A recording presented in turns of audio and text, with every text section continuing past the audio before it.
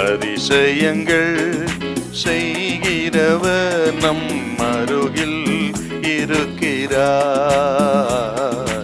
அற்புதங்கள் செய்கிறவர் என்றும் நமக்குள் வசிக்கிறார். யாத்திராகமம் 3ஆம் அதிகாரம் 13வது வசனம்.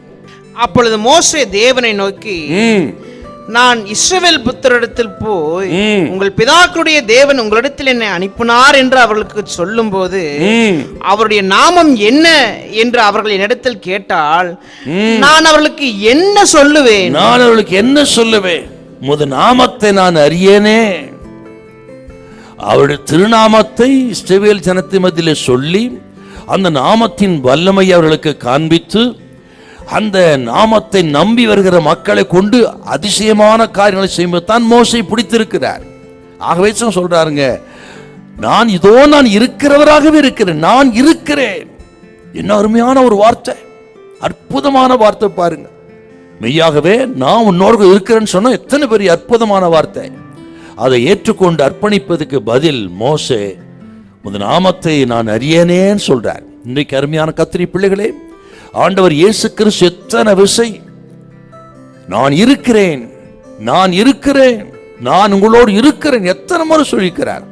யோவான் 6:35, யோவான் 8:12, யோவான் 15:1 இதெல்லாம் வாசிச்சு பாரு. நான் உலகத்துக்கு ஒளியாக இருக்கிறேன், நான் நல்ல திராட்சை செடியாக இருக்கிறேன், அப்புறம் நான் ஜீவ அப்பமாக இருக்கிறேன், நல்ல மேய்ப்பனாக இருக்கிறேன், உலகத்தின் முடிவு தான் உங்களோடு கூட இருக்கிறேன். இப்படி இருக்கிற ஆண்டவர் நம்மோடு கூட இருக்கிறேன்னு சொல்றாருன்னா எத்தனை பெரிய பலம். ஒருவேளை இது கேட்கிறவங்க மத்தியில கூட ஆண்டவர் என்னோடு இருக்கிறாரா, இருந்தாதெல்லாம் நடக்குமா என்று நினைக்கலாம். ஆனால் கர்த்தர் சொல்லுகிற நாளிலே நீங்கள் ஏசாயா 43:5, 41:10, யோசுவா 1:5 வாசித்து பாருங்க. நான் மோசேயோடு கூட இருந்தது போல உன்னோடு கூட இருப்பேன் சொன்னாரா இல்லையா? ஏசாயா 41:10 வாசித்து பாருங்க. பயப்படாத, உன்னுடனே கூட இருக்கிறேன், நான் உன்னை பலப்படுத்தி உனக்கு சகாயம் பண்ணுவேன். 43:5 எத்தனை இடத்துல இருக்கிறேன், நான் இருக்கிறேன், உன்னோடு கூட இருக்கிறேன் என்றால் எவ்வளவு பலனது. இன்றைக்கும் கர்த்தர் சொல்ல சில காரியங்களை நிவர்த்திங்க தயங்கி கொண்டிருக்கலாம், சில பொறுப்புகளை ஏற்க தயங்கி கொண்டிருக்கலாம், பயத்தோடு இருக்கலாம். உங்களை பார்த்துதான் கர்த்தர் சொல்கிறார், பயப்படாதிருங்கள், நான் உங்களோடு இருக்கிறேன், நான் இருக்கிறேன்.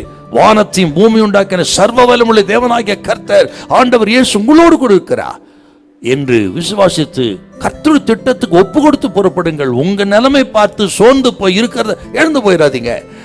உங்கள் பலகீனத்தில் அவரது பலன் பூர்ணமாய் விளங்க பண்ணுவார். ஹல்லேலூயா, ஹல்லேலூயா.